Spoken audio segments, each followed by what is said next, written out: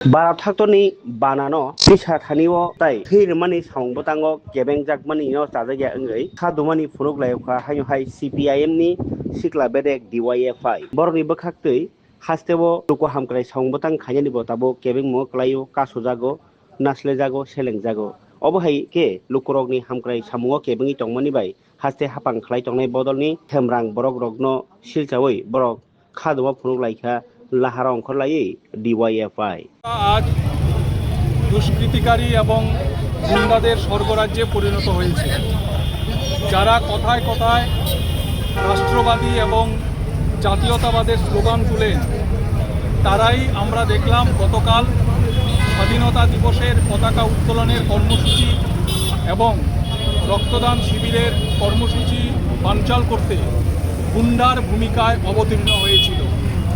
গতকাল 15ই আগস্ট স্বাধীনতা দিবসে বীর সেনানীদের স্মৃতির প্রতি শ্রদ্ধা জানিয়ে টুকলি এলাকায় সেখানকার স্থানীয় যুবকরা ডিওয়াইএফআইয়ের রাজ্য সম্পাদক নবারুণ দেবের বাড়িকে কেন্দ্র করে পতাকা উত্তোলনের কর্মসূচি এবং রক্তদান শিবিরের আয়োজন করেছিল।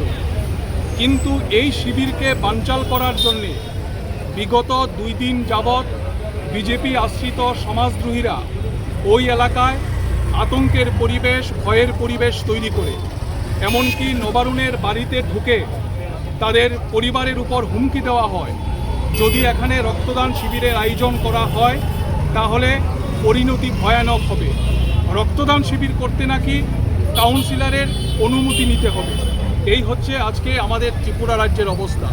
শুধু টুকলি না, আমরা দেখলাম সোনামুড়ার কলমচৌড়া এলাকায়, গোয়াইয়ের চেবড়ি এলাকায় স্বাধীনতা দিবসে জাতীয় পতাকা উত্তোলন করতে এই কর্মসূচিতে বাধা প্রদান করা হয়েছে।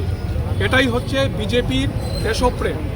একদিকে স্বাধীনতা দিবসের কর্মসূচিতে বাধা, আর অন্যদিকে আমাদের রাজ্যের ব্লাড ব্যাঙ্কগুলিতে যখন চরমভাবে রক্তের সংকট চলছে, রক্ত নিয়ে কালোবাজারি হচ্ছে, তখন এই রক্তদান শিবির সংগঠিত করতে বাধা তৈরি করা হচ্ছে।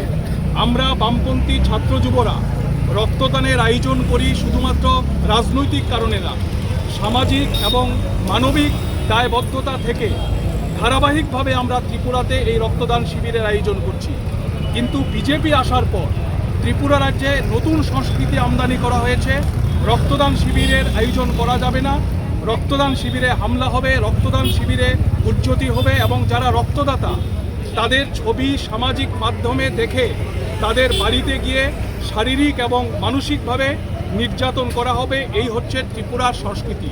ফলে আমরা আজকে ডিওয়াইএফআই, টিওয়াইএফ, এসএফআই এবং টিএসইউ এই 4টি ছাত্র যুব সংগঠনের আহ্বানে রাজ্য জুড়ে যে নৈরাজ্যের পরিবেশ তৈরি করা হয়েছে, দেশপ্রেমের নামে আজকে যে গোপনে গোপনে দেশদ্রোহিতার পতাকা এই বিজেপি বহন করছে, এটা নিয়ে রাজ্য জুড়ে আমরা আজ এবং আগামীকাল বিক্ষোভ কর্মসূচির ডাক দিয়েছি।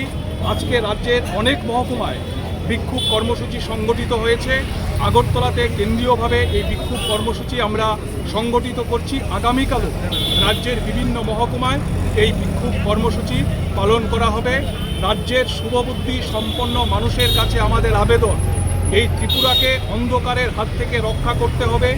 রাজ্য জুড়ে যেভাবে আইনের শাসন আজকে হারিয়ে গেছে, এই আইনের শাসন পুনরুদ্ধার করা, রাজ্যের ভবিষ্যৎ প্রজন্মের জন্য একটি সুস্থ সমাজ তৈরি করা, এটা নিয়ে আগামী দিনে রাজ্যের শুভবুদ্ধি সম্পন্ন মানুষ লড়াইয়ে সামিল হবেন, এই আবেদন সব অংশের মানুষের কাছে আমরা রাখছি। আনুষ্ঠানিকভাবে এখনও মামলা হয়নি, কিন্তু যারা এই ঘটনার সাথে যুক্ত তাদের ছবি ইতিমধ্যেই সোশ্যাল মিডিয়াতে প্রকাশিত হয়েছে। আমাদের বক্তব্য হচ্ছে, কেন রক্তদানের মতো একটি মানবিক কাজে বাধা দেওয়ার পরেও পুলিশ স্বতঃপ্রণোদিতভাবে মামলা গ্রহণ করবে না? এটা তো মুখ্যমন্ত্রীর ব্যর্থতা। কারণ ওনার হাতে আইন শৃঙ্খলার দায়িত্ব, আবার ওনার হাতে স্বাস্থ্য দপ্তরের দায়িত্ব।